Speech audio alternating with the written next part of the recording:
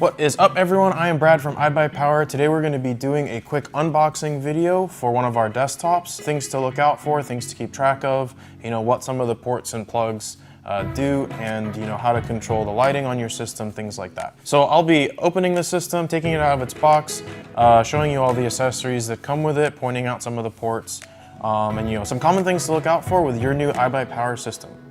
All right, so we're gonna go ahead and take the system out of its box. Cut the tape here.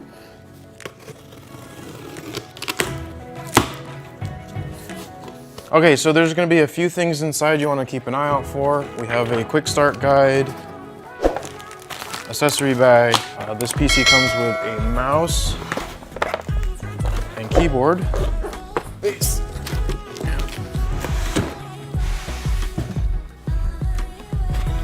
Go ahead and pull the protective foam off the sides of the system.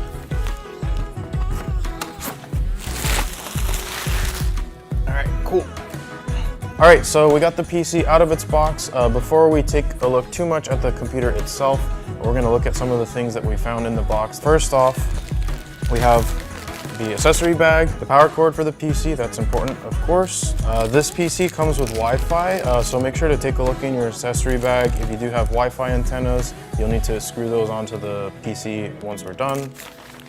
A little user guide for the graphics card. Like I said, any of the parts that come in your computer, if they do come with instruction manuals, we do include them in the accessory bag. You don't necessarily need these, but it's good to keep them, somewhere safe in case you need to refer back to them later. We also have our little card for instructions on how to work the RGB. A lot of these computers will have RGB lighting. There's a few different RGB ecosystems, different control methods.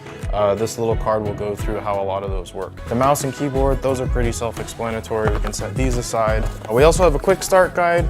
Some of the stuff we'll be going over in this video is here in the guide.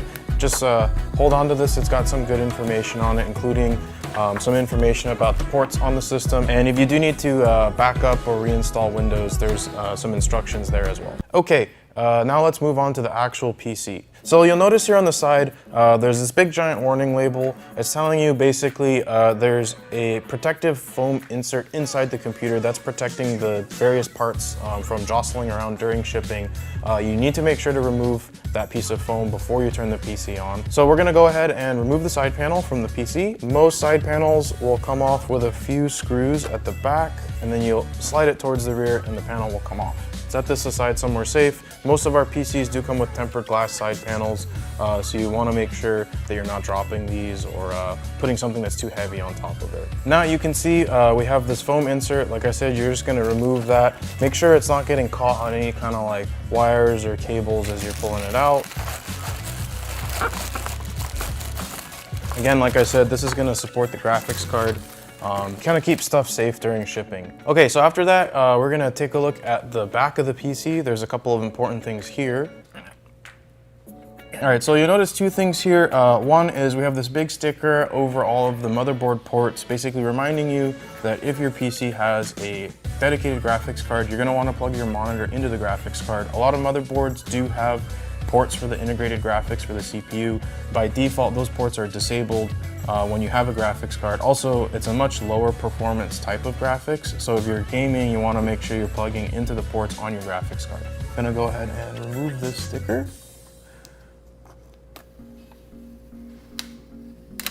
Also here, we have a little sticker covering the power plug on the power supply, kind of reminding you the same thing as the warning we saw on the side panel, to remove that foam insert before you plug in and turn on the PC. So we're gonna go ahead and remove this sticker as well.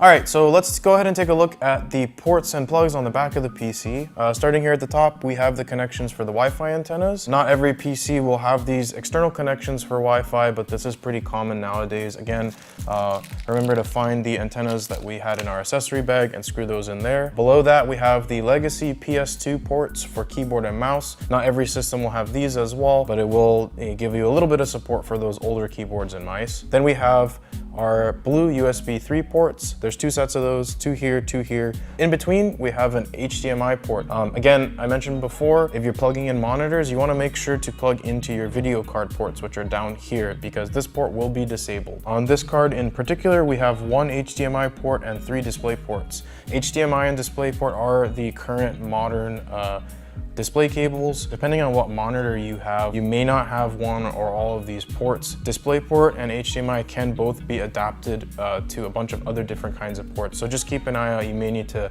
pick up a special cable or adapter to get your monitor or monitors all hooked up and working properly. Then we have our black USB 2.0 ports, our Ethernet port for wired internet. Here are audio ports for your speakers, your microphone, your headphones. Okay, so now that we've run through most of the connections on the PC, it's time to get everything hooked up and powered on. Some USB plugged in here.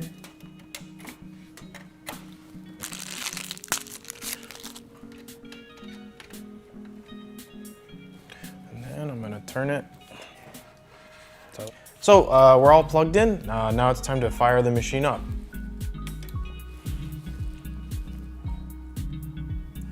So there's a few things that we do recommend you do when you first get the machine started up. Of course, you're gonna have to go through and create your Windows user ID, set up some of your personal settings.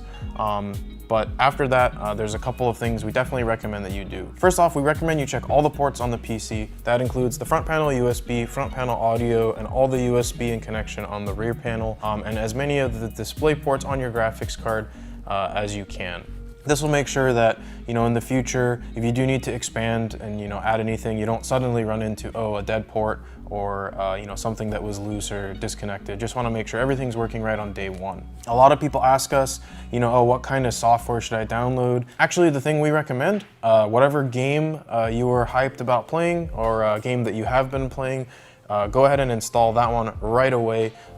Give the machine a good workout right off the bat. You really want to make sure that it's performing as expected. Within the first couple of days, depending on your speed of your internet and how many times you restart the PC may go through some Windows updates, some file indexing, so there may be a few slowdowns right at the beginning, but after all that is done, after you're fully up to date, you should have, pretty flawless performance. There shouldn't be any kind of, like I said, slowdowns, no kind of crashing or freezing, nothing like that. It should work flawlessly right out of the box.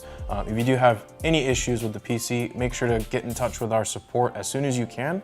Of course, all of our PCs do come fully warranted, parts and labor. So if you have any issues, make sure to call us and we can work through these things with you. So lastly, of course, you do notice this PC does have some RGB lighting going on. We do get a lot of questions about how that's controlled. If your computer does come with the RGB quick start guide, you can refer to that. But if it doesn't come with it, basically there's three main ways that RGB is controlled on our systems. The first way and the most common way is through motherboard software. So the RGB lighting in the system will be plugged into a header on the motherboard, and you'll use the RGB software that comes with the motherboard to control the lighting. There's four main motherboard software. For ASRock or iBuyPower branded motherboards, that's going to be Polychrome RGB.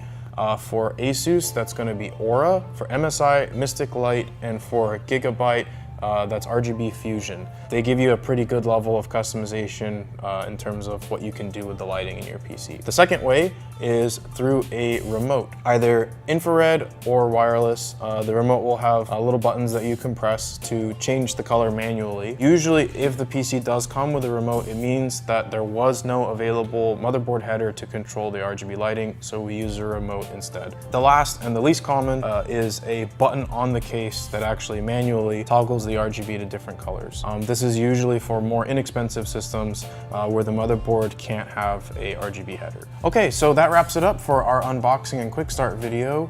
Again, if there was anything unexpected that happened during your PC setup, any weird behavior or things that didn't go as we described it in this video or in the quick start guide, make sure to let us know. Give us a call, hit us up on live chat, social media, whatever, and we'll try to get it taken care of right away. Anyways, again, I'm Brad. Thanks for tuning in, and we'll see you guys online.